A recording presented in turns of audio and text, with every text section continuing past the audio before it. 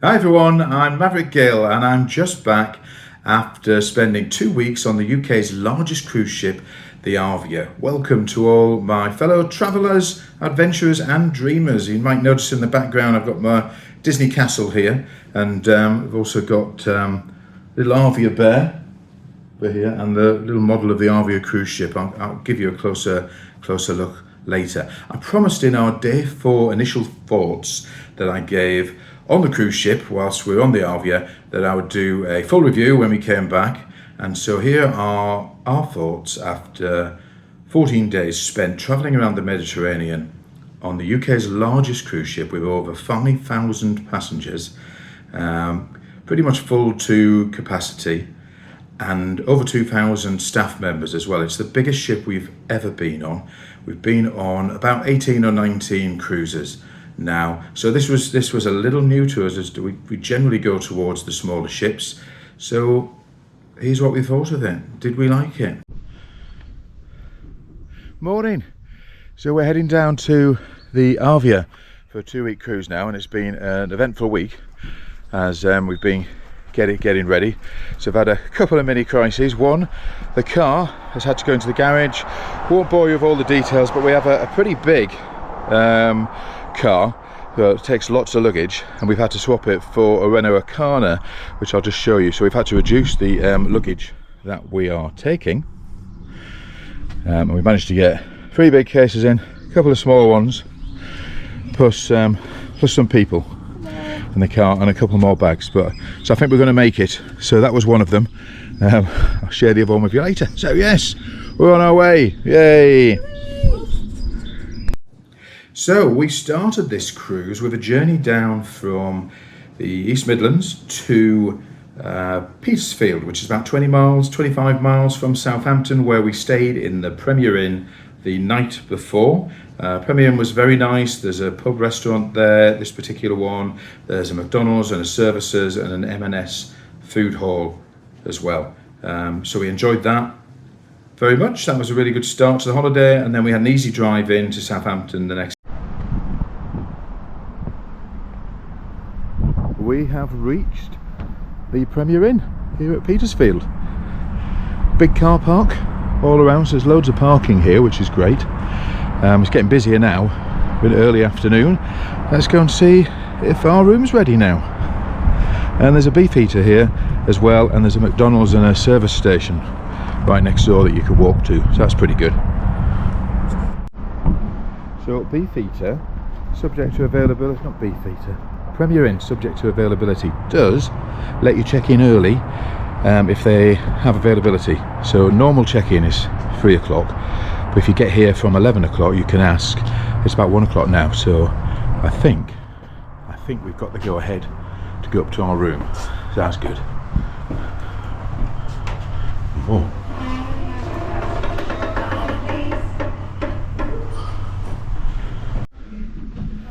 Come in, guys.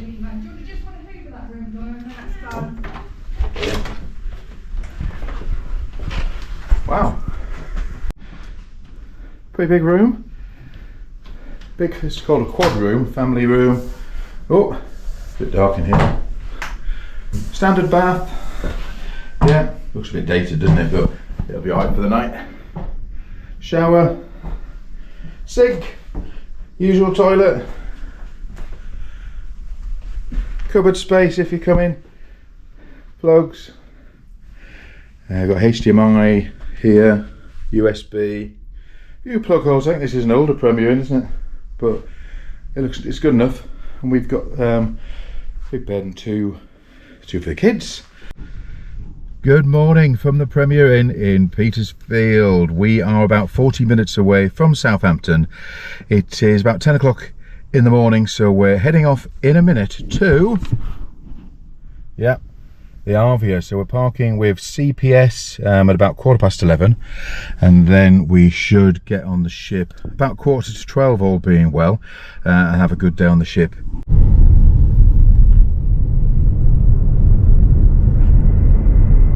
In 100 yards, at the roundabout, Here it is, guys. Exit onto Atlantic Way. We've just arrived at Ocean Terminal, Southampton. Okay, you have to put this in your car. There we go.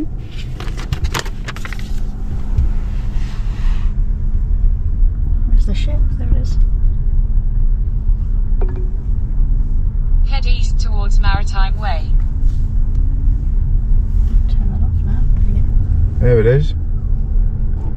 There it is, peeking What a out. beauty, eh? I think the Ventura's in today as well, which is another P&O ship. We arrived at Southampton Port. We had an early cruise embarkation time, which was, I think, about 11:45 a.m. So we arrived about 11 a.m. and there were already people, significant amount of people queuing for the cruise parking services. So we waited there probably for about 20 minutes. They then took our car. That was all very efficient. Really good service. We then took our luggage over and we put that onto the ship. Again, that was super efficient, took us about 5 minutes. We were then straight into the building. And now, just a word of caution here, if your embarkation time is later than when you're arriving, what they did on this day, and they do on many other days, is they had a separate queue, and this time it was outside the terminal where people were having to wait, and in some cases that wait was an hour or hour and a half. Now they will try to get people on early if they can, but that is the risk you take. If you turn up early, you could be waiting for a couple of hours in a queue outside. Weather wasn't too bad on this day, quite nice in fact, so that wasn't a problem, but that's not always the case. So if you turn up too early, you may have to wait, but we got straight through. We then checked in. Wasn't the most ebullient of welcome at reception in there, but it was competent and efficient. We then were waited for about 5 minutes in a seat before we were then called, and we were through and on the ship for about 11:45 through security, no problem. Welcomed onto the ship, and then the first thing we actually did was they took us to our muster station, which was slightly different to what we've had before. So we checked into our muster station, and then that was done, and there's a video to watch in your cabin as well. And then of course we did what most cruisers do, we headed for the buffet. And then we sat out on the deck. So yeah, it was really smooth. I think they had a few problems later in the embarkation. I think it was with a gangway, which slowed things up for some people. But in general, in terms of 5,500 people getting on the ship, I believe it went quite smoothly, and we sailed away. Our first impressions were that it was big. It was definitely big. It was a lovely looking ship, very attractive looking ship.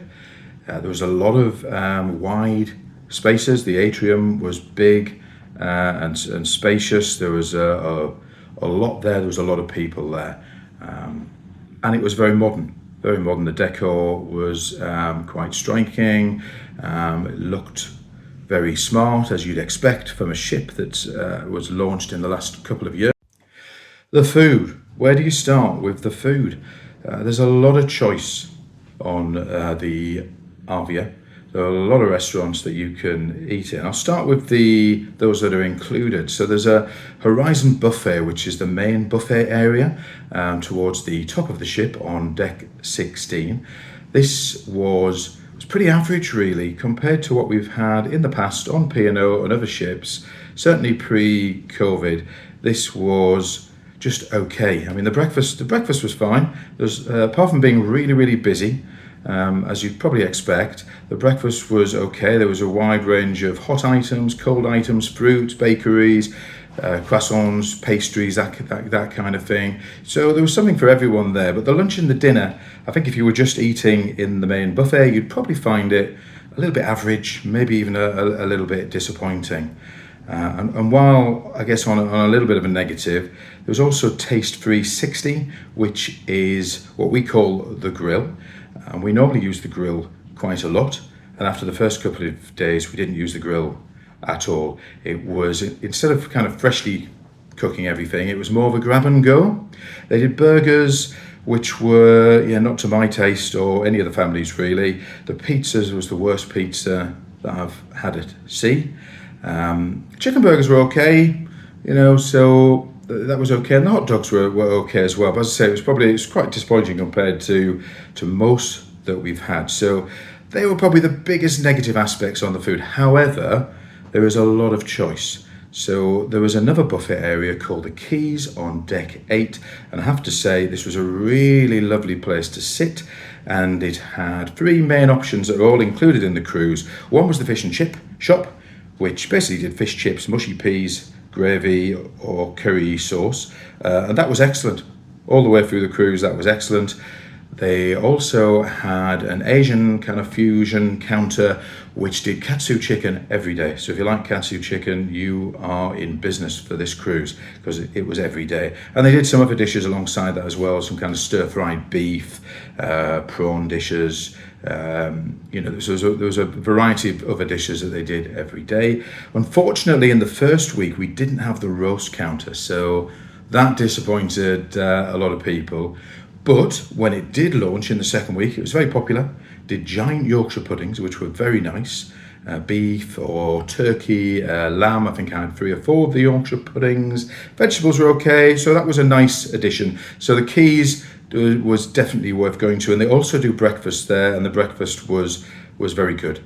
The queues were normally okay in the Keys, depending on what time you got there. But generally, that was a really good place to go to. The main dining rooms were very good. We found the service good there, a little slow at times, but generally it was friendly. You can have breakfast there, you can have lunch there, and the food was very nice, and that's all included. There was an American themed diner included called the 6th Street Diner, and I have to say this was a huge favourite with the family. Similar to, I think it's Johnny Rockets on the Royal Caribbean, that kind of theme if you've been on a Royal Caribbean ship, but an American diner, kind of TGI Fridays type, and the food was excellent. The service we experienced was generally very, very good, very welcoming and friendly, and you could even have fried chicken for breakfast, so you could go there for breakfast or brunch, a later breakfast, 10 o'clock, or brunch at 12 o'clock, ending at 2 p.m. and then the evenings it would open at 6 p.m. We ate there, I think, 7 times, so I guess that says that we enjoyed it quite a lot. Absolutely good atmosphere. They have a jukebox in the middle where you can put quarters in and actually play some music as well, so my son in particular enjoyed that. And of course they did fried chicken burgers, hot dogs, they did a Philly cheesesteak, which I particularly enjoyed. The menu changes after the first week, so you get a different menu in the second week, which would work for some people, didn't quite work for our family because everybody loved the chicken burger, which they didn't have on in the second week, but they had the Philly cheesesteak the second week, so that was great. So really good food in the 6th Street. We also ate in the other included diner, which is slightly different to the Iona cruise ship because the olive grove is fully included on the Arvia. I had the lamb flatbread in there. There were a range of Mediterranean-inspired dishes, and it was excellent on the occasions that we ate in there. Really enjoyed that, and that again is in your inclusive dining package. Okay, there are a large number of additional cost dining options on the Arvia. This is something that's happened in recent years on all the cruise ships as they look to increase their revenue streams. It's perhaps a reason why the buffet isn't quite as good as it used to be, because they want people to pay more for these options. And on the Arvia, being such a large ship, there were a wide range of options. So Keel and Cow, which is kind of British-inspired traditional food, is very, very good and very popular. There's also the Epicurean, which again is kind of British traditional ingredients inspired, up at the top of the ship next to the Crow's Nest, which is also very highly rated. The food there is excellent, a little bit more expensive to pay in there. I think the Keel and Cow, for £5 or £6 you can get a dish. It's a bit more in the Epicurean, expect to pay maybe £20-30 a person for that experience. Green & Co is a relatively new concept, which is sushi and vegetarian, vegan offerings, and everybody I spoke to who ate here absolutely loved it. So the food was excellent and the service really good as well. Sindhu is a Indian-inspired offering, and the food there is excellent. Great use of ingredients. Service is very, very good. It's been around for a while now on P&O ships. A reasonable additional price as well. There's also the Glass House, which is more famed, I think, for its wines offering traditionally. And then there was also the Chef's Table, which we booked for celebration night. And this is actually part of the buffet, which is upscaled a bit for celebration night. They corner off part of the buffet and they turn it into a special experience for you. It was a Marco Pierre White inspired menu. The food was excellent. The service was very good as well. Couldn't complain at all. We had a really great time there. We're getting dressed up that first celebration night, which I think was on day 4 for us. There's also Vista's Cafe Bar down in the main atrium, predominantly coffees from there. Little service was a little slow, I have to say. There's also a Sundays bar, Ripples Sundays up towards the top of the deck by the main pool in the Sky Dome, and also Ripples Ice Cream Bar, which is right next door to the Keys Buffet. And we did use that a fair bit, I have to say. We quite enjoyed the ice cream. In terms of booking, I would definitely recommend you book as soon as you can, and soon as the option becomes available to you. We pre-booked a lot of these restaurants, and that was great. However, when you're on the ship, you can use the web application to join a virtual queue for nearly all of these restaurants. And when we did, we found that no problem at all. Even when we were joining the queue at number 80, we still got a table within kind of about an hour. And of course, you can stay in your cabin while you're waiting for the queue to move. So we found that a really good step forward from P&O, having that option available to us. And you could do that in pretty much all the restaurants. So definitely recommend that if you haven't pre-booked. However, if there's somewhere you particularly want to get into, please try and book it before you go. For us, that was 2 weeks, 2 or 3 weeks in advance of the cruise. I think there's been some changes with some of the P&O cruises this week where the system is being changed to coming online a little bit earlier. So keep an eye out for your cruise in case it's happening earlier for you. The entertainment is very mixed on Arvia, and when by mixed I mean there's a wide variety of things going on all of the time. One of our favourites is always the theatre, and the P&O resident musical theatre team are the headliners.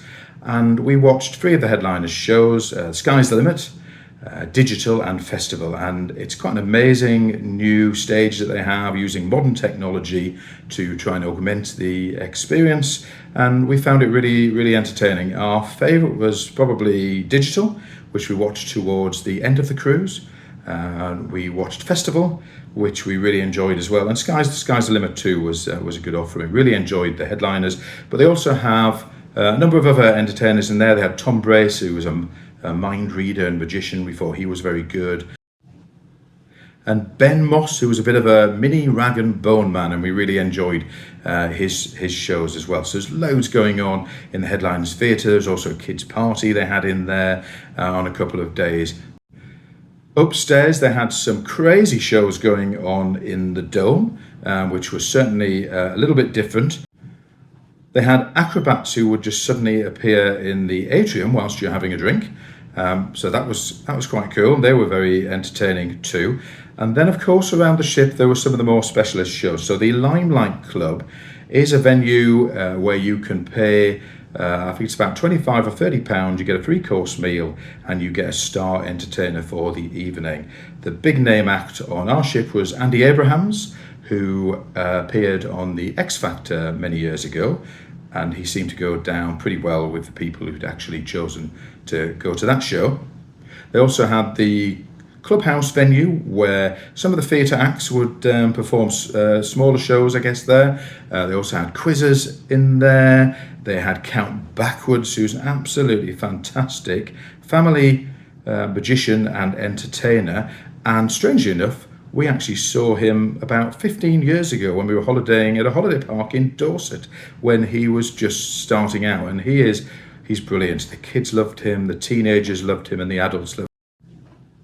They also have the 710 Club, which is quite an intimate venue, quite small, so you need to either book or get in the queue to get into that venue each evening. But they have various different musicians on there, and it's quite a cool venue to go in. And if you see my full ship tour, which I'm publishing at the weekend, you'll see that venue on there.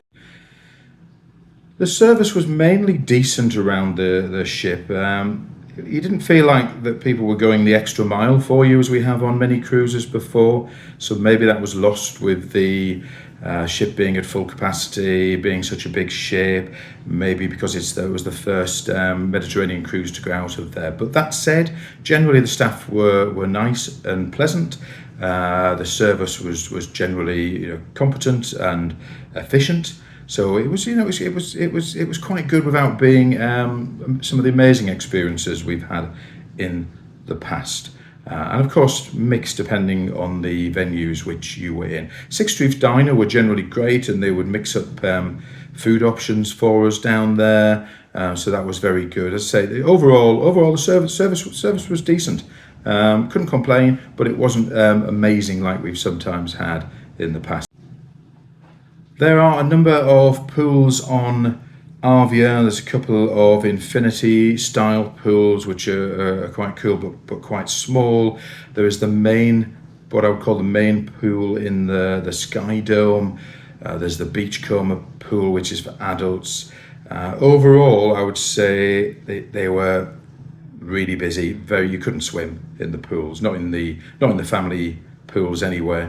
You just couldn't. They were so full, particularly when the weather was warm, so that made it quite difficult. I'd say the pool's probably in that sense a little bit disappointing. Could do with either being bigger or having maybe an extra pool on the ship. But certainly they were absolutely packed all of the time. That said, there are many whirlpool baths and hot tubs around the ship, on the promenade and up top, and these were really popular, and you could generally get in these, and some of them had glass sides. The sports deck up top was interesting because it's a lot smaller, despite the size of the ship and the number of children on it. It's a lot smaller than what we are used to. So we would have liked that to have been a bit bigger. That said, my 12-year-old son was up there nearly every day for hours, playing with friends and managing to have a football match on it, which, I just don't quite get how he's done it, but literally they would spend hours on it. So they made the best of it, certainly enjoyed it, but yeah, I think it being a bit bigger would have been better. There's a lot of space up on that particular deck, obviously geared for kind of sunbathing in the Caribbean and down at the Med, but maybe a slightly bigger sports court would have been quite good. There is the mini golf up there. It's quite small, gets really busy on sea days when the weather's nice. There's also Altitude 360, which is the high kind of walking course where you can walk around right at the top of the ship, and then you've got to walk along a plank to ring a bell, which I decided not to give that one a try. And I blame my bad knee on that, but that looked good fun. That is about £2.50 for a child and £7.50 for an adult. I think if you are under 14, you have to go up with an adult as well. So good luck. The kids clubs have generally always been good on P&O, and this was no exception. There was some issues with the app in the first couple of the days, and you do now have to book for the kids clubs the day before. I think you need to get on at 8:30 in the morning. But my daughter in the older club, the teenage club, 13 to 17, we had no issue with that at all. And we didn't really see her for the last 10 days of the holiday. Once she'd made a few friends up there, they had an absolutely fantastic time. Activities going on all day. She said the Reef Rangers, who are the people who run the club, were amazing. They ended up having a kind of leaving party on the final night, and she came back to the room sobbing. She was so upset to be going home. She'd had such a fantastic time on the Arvia. So kids clubs were great for her. I heard from people with younger children that the kids clubs were also very good, but a little bit more difficult to get into at times. So make sure you do get up ready to get your children booked on and get them pre-registered before you go on the cruise as well, which you can do in advance of the cruise and saves you that job when you get on the ship. I really loved the promenade of this Arvia too. It's wide, really wide, so you can actually have sunbeds, and they've got tables where outside bars, so you can have and eating areas, particularly outside the quays. You can have your food outside on the promenade deck. I've never seen a promenade deck that wide before. It does go all the way around the ship, so absolutely love that. It's a real highlight of the Arvia. Oh yes, before I forget, if you have a moment, please click the subscribe button and the notification bell, and that will make sure you don't miss the full ship tour that I've been publishing the weekend, and also our coming kind of trips and adventures. We're booked onto the Regal Princess, which we will be vlogging. We've got trips to Disneyworld, and we've got some other cruises as well, and some UK adventures. So there's lots going on. So yeah, if you get a chance, click subscribe, hit that notification bell, and you won't miss any of that. Technology on the Arvia. So the Arvia doesn't have an app as such, I guess, but it's kind of a little bit pedantic to say it doesn't. It has a web page service which works the same pretty much as you would use an app. So you go on that when you're on the ship. It's called My Holiday. And you can book activities, you can book restaurants, you can get into virtual queues. For restaurants, you can book the theatre and other experiences as well. You can book shore experiences on there too. And actually, it worked pretty well all the time we were there. I can't complain about it. Some people had difficulties, but I would say for 95% of the time, works absolutely fine for us. After a couple of teething difficulties at the beginning, getting used to it, and it worked really well, particularly with the virtual queuing for the restaurants. So just try and get yourself acquainted with that as soon as you get on the ship, and it'll make life a bit easier for you. But it was pretty good. And if you want internet, now internet is hugely expensive on ships because they use a satellite system, and if you want to use your telephone for calls and things, they're using maritime data, which again, don't do. It is really expensive to do that. So in terms of communicating around the ship, that can be quite difficult. One tip on that is what we used to do if the children were off at clubs, etc., and we wanted to have a time to catch up. What we would do is we would ring our room and leave a voicemail for them, so they could go to the room and they could find out exactly where we would be just by picking up that voicemail, and that worked really, really well using that on the ship. But if you do want internet, and we did use the internet, it's on the Starlink Elon Musk system now, which was introduced by P&O in the last 12 months, and it is a massive improvement. The internet worked superbly well for us, no issues at all. But if you book the full package for one device, it is about £24 a day. If you are a loyalty member, you get some discount off that. We got 7.5% off the rates. I think it brought it down to roughly £22 for that. You can go for the essential package, which doesn't include video streaming, when that's about £12-14 a day. One tip in terms of getting the best out of that is we had one package, but we were able to share it between each other. There's a couple of ways you can do that. You can create a mobile hotspot, or you can tether somebody to it. Or what we did more often than not is one of us would log out and the other one would log in, because we didn't need it all day. And so we could take turns on it to do our social media pieces, etc., and keeping in touch with people at home. Now, lifts and sunbeds seem to be a bugbear of many people on cruise ships, and there has been some criticism of this on the Arvia. All I would say is there are lots and lots of lifts on the Arvia, which of course they need because there's a lot of people, and there are lots and lots of sunbeds. We didn't really have much of a problem getting a lift. I had hurt my knee in the second week, so I needed to use the lifts all the time. Otherwise, I would try and avoid them because I don't like using lifts. Mrs. G walked 15 floors a day, I think, because she doesn't like getting in the lifts. So I had to use them, and generally I had no problem at all. Sometimes I had to wait a couple of minutes. Sometimes I would just walk along to a less busy lift. Of course, they get busier when the theatre comes out. There'll be more people coming from that pinch point, or when anything else is finishing or starting.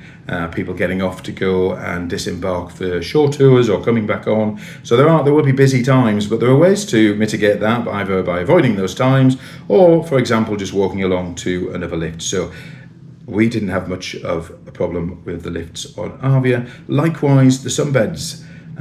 We weren't wanting to be next to the Sky Dome pool every day, so we could pretty much sit anywhere. We never had a problem getting a sunbed or a chair. Yes, it was very busy on sunny days, and you couldn't always get one where you wanted to. And like anything else, if you're going for the scarcity, the beds, the prime beds by the pool where you want to be, so your kids can go out in and out of that pool all day, well, there's going to be a lot of other people having the same idea, and you will have to get up early to get those beds. But that generally wasn't the case around the ship, certainly not on this Med cruise, and the weather was good for about 9-10 of the days that we were out there. So we had no problem with that, and we were easily able to leave our beds and get other beds and chairs as well. And there's a really nice bar at the back of the ship, the sunset bar, where you can sit, watch at the aft of the ship, the rear of the ship. A lot of people enjoyed just relaxing there in the sun as we kind of gently cruised on. We loved sitting out there to watch the sunset whenever we could as well. While I remember, another tip, a new one for me on this cruise. So after 18 cruises, I'd never heard of this one before, but I was in the lift with a young couple heading out for a shore excursion, and they pressed the star button on the lift, and I asked them, why are you pressing the star button? Is that some kind of special staff facility? And no, apparently the star button on the lift takes you to exactly where the gangway is. So if you didn't know that already, there's a useful one for you. After 13 years, I had no idea about that. So that's a new one. The star button on the lift takes you to where the gangway is for that. So in summary, did we enjoy the Arvia cruise? The kids absolutely loved it. Gave it 11 out of 10. So they've been on pretty much all the cruises that we've been on over the last 13 years. So they absolutely loved it. From our perspective, yes, we enjoyed it too. It was a good cruise. We liked the ship. Would we choose a larger ship again? It wouldn't be my first choice, but then having said that, on the final day, we went down and we thought, well, we need to test out whether you get any extra benefit by actually booking on board, because they always tell you do. We never really believe that. So we had a look online at a couple of cruises that we quite like the idea of next year. Believe it or not, they both turned out to be on the Iona, which is the sister ship of the Arvia. So it's almost identical with a few little differences in restaurants, bars, etc. And we ended up booking them. So we got, I think we got about an extra £200 onboard credit on both of those cruises, and it was the price you would have paid online if you were booking online off the ship. So we did get a little bit extra, and we did book those. So we're looking forward to those trips next year, although we've got a few other cruises coming up in 2024, which really looking forward to. If you're particularly interested in the British Isles cruising, which we went on last year, and we're going to be going on and reviewing again in the summer this year. It's a ship predominantly attracts about 70% Americans and other nationalities from around the world. More of a small amount of the Brits on this one, but we actually love it. We've done it twice before. We've got that coming up in the but yeah, overall we think the Arvia is to a degree what you make of it. You need to do a bit of planning before you go on it. Make sure you go to the places that are right for you in terms of eating and drinking. You know, if you like a quieter experience, you might want to be in the crow's nest up towards the top of the ship. If you're wanting a bit more of a louder family experience, then the Sky Dome is probably for you. It gets loud and a bit rowdy in there. There are late night drinking venues. If you want some family entertainment, there's the clubhouse, the headliners fit. There's something for everybody, and I think probably just a case of finding your feet around those first couple of days. Do a bit of prep before you go, watch some YouTube videos, read some reviews, and make sure you're ready to get the best experience you can, because it's certainly there for you on the Arvia. And most of the staff generally do want to help you.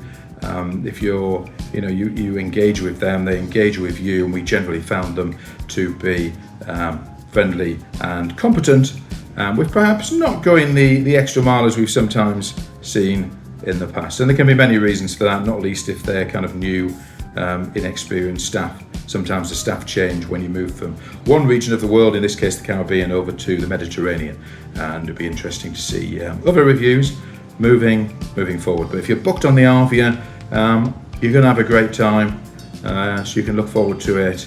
And if you're not booked onto it, well, you can make that decision yourself based on maybe some of the information and review you've heard today, and from all the other sources I'm sure that you're looking at as well.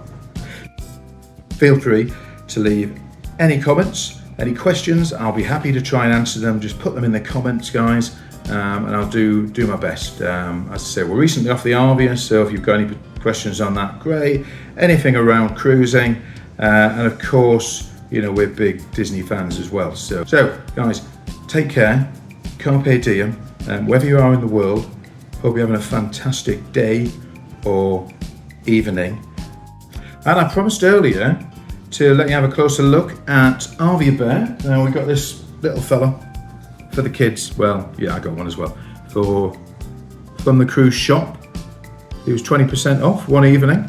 I think he was about £10. So he's joined my little team of bears that I collect from around the cruise ships. And also I collect these models as well. So we've got this Arvia model, which was I think it was about £20 in the shop one evening.